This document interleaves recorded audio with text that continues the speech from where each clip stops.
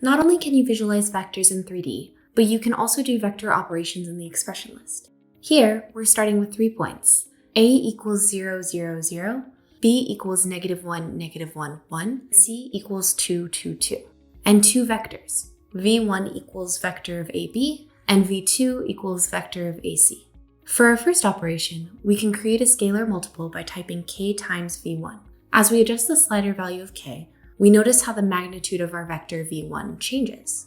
We can also add 2 vectors, V1 plus V2, which graphs the resultant vector. Similarly, we can visualize the difference of our 2 vectors by typing V2 minus V1. We can compute the dot product by using the multiplication operation or by typing the asterisk symbol.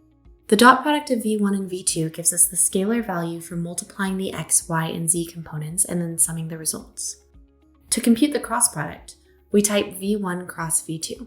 This gives us the vector perpendicular to the plane containing V1 and V2. For more tips and tricks with the Desmos tools, head to help.desmos.com.